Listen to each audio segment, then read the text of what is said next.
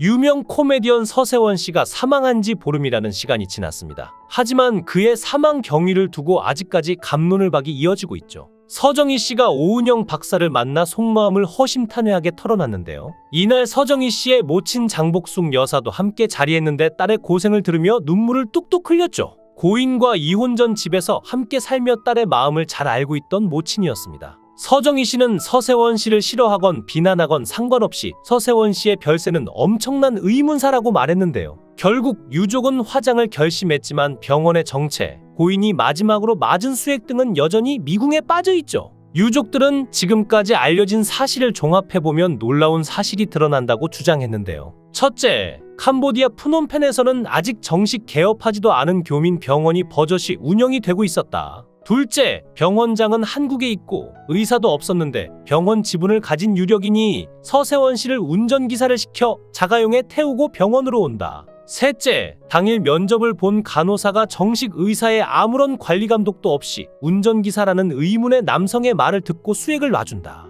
넷째, 서세원 씨는 외국인으로서 병원을 개업할 수 없는데 현지의 바지 사장을 내세워 병원에 투자했을 것이고 서세원 씨가 사라지면 그 병원은 현지인의 것이 된다. 이 사건이 서세원 씨의 재산을 노린 현지의 어떤 자가 계획적으로 저지른 일이라 해도 도저히 밝힐 수 있는 방법 자체가 없습니다. 통상 동남아시아에서 사업한다고 들어간 한국인들은 대개 현지인 혹은 현지 다른 교민 명의로 일단 시작해놓은 법인, 부동산 등이 반드시 있게 마련이죠. 서세원 씨가 저 세상 가면 누군지 모를 현지인 혹은 현지 교민 명의 대여자가 그 재산 다 차지하는 것인데요. 이런 사람들이 이미 캄보디아 담당 경찰 라인에 약을 쳐놨으면 이 사건은 그냥 그렇게 단순 병사, 자연사, 사고사 한 것으로 처리되는 것이라고 합니다. 문제는 선진국들에서는 상상도 못할 이런 말도 안 되는 사건 사고들이 캄보디아 같은 동남아시아 개발도상국에서는 비일비재하게 일어난다는 것인데요. 그리고 이런 일이 동남아시아에서 좀 규모 있게 사업 좀 한다는 교민분들에게 실종 사건이나 의문사가 상당히 자주 발생한다고 한국 경찰 당국은 밝혔죠. 캄보디아가 왜 일이 막장이 됐냐면 가장 큰 원인은 부패 때문인데 캄보디아 정치권들은 국익은 전혀 생각지도 않는다고 합니다. 공산국가였다가 시장 경제를 받아들인 전형적인 배금주의 분위기에 더해 노르돔 왕가를 꼭두각시로 세운 친중 훈센 정권까지 모두 막장 부패국가의 환경을 개선시킬 생각은 전혀 없고 오로지 독재와 치부를 위한 권력 세습만 생각하니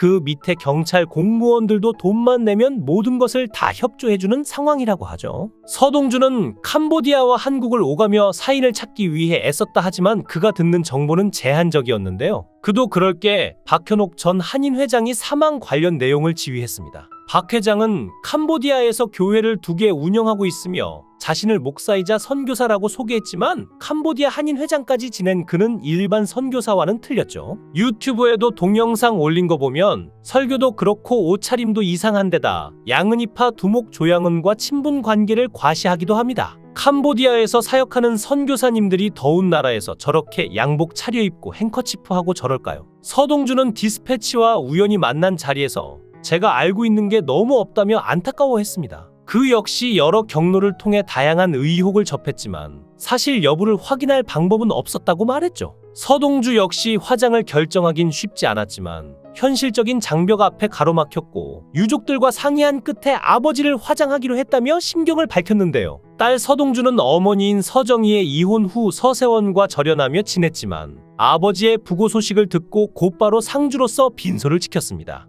하지만 전 부인 서정희는 서세원의 장례식에 참석하지 않은 것으로 전해지는데요. 서정희 씨는 서세원의 재혼녀를 끝내 만나고 싶지 않았을 겁니다. 2015년 이혼하기 전에 남편이 내연녀를 만난 게 들키자 서정희는 따졌지만 돌아온 건 내연녀의 악의적인 문자 메시지들이었죠. 내연을 저지른 전 남편과 내연녀는 서정희에게 입에 담지 못할 말들을 메시지로 보내 이중으로 고통을 줬습니다. 문자를 본 딸 서동주는 크게 분노하여 노발대발했지만 집을 나간 아빠를 막지는 못했는데요. 전 부인 서정희는 정신건강의학과 전문의 오은영 박사를 만나 방송에서 심경을 밝혔는데 결혼 생활이 많이 외롭고 힘들었다며 오열했죠. 전 남편은 수시로 외도를 했고 손을 휘둘렀으며 고인은 경제권을 갖고 있었기에 서정희에게 생활비를 줬지만 자녀들의 유학비를 대기에도 빠듯해 금전적 어려움에 시달렸는데요. 반면 내연녀는 명품으로 치장을 하고 고인과 홍콩으로 여행 가는 게 포착되기도 했죠. 고인에게 서정희는 19살에 강제로 데려와 아이를 돌보고 살림을 시키는 가사도 의미로 밖에 보이지 않았습니다. 연애는 집 밖에 나가 다른 여자와 했고 내연녀에게 환심을 사려고 명품과 전원주택을 선물했는데요.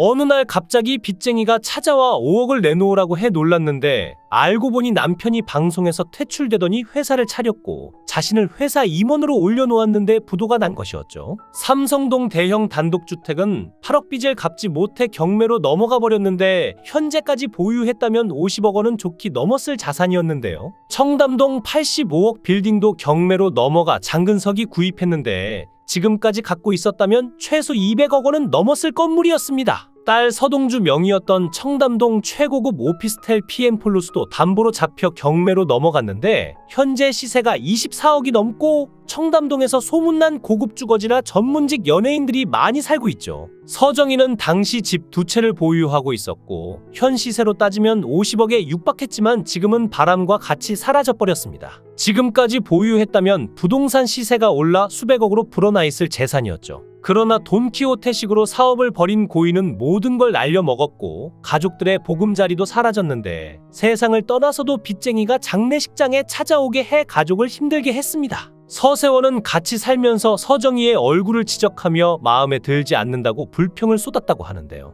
19살에 강제로 아이를 갖게 해서 결혼해놓고 같이 살다 보니 마음이 바뀌자 불만만 털어놓았죠. 전 남편의 독설에 상처받은 서정희는 의기소침해졌고 집안의 모든 거울을 치우기까지 했다고 합니다. 서정희는 내가 얼굴이 못생겨서 일도 못하고 남편에게 사랑도 못 받는 거라며 자책했죠. 전 남편은 서정희를 공짜로 쓰는 가사도우미나 노예로 여길 뿐이었고 연애는 밖에 나가서 했지만 서정희는 자신을 아프게 했던 그 누구도 미워하지 않는다고 하는데요. 어느 날 전 남편의 휴대폰을 열었더니 내연녀와 주고받은 문자가 보였다고 합니다. 내연녀는 전 남편에게 대놓고 세원이 오빠라고 보냈고 서정희가 보든 말든 신경도 안 썼다고 하죠. 서정희는 그래도 남편을 믿으며 외도가 아니라고 부정했지만 문자를 본 딸 서동주는 크게 분노하며 엄마에게 이건 내연녀가 보낸 문자가 맞다며 노발대발하며 화를 냈고 그제서야 서정희는 현실을 인정하게 됩니다. 세상 물정을 모르고 남편을 철석같이 믿고 당하기만 했던 서정희에게 딸은 인생의 등대 같은 역할이 되어줬는데요.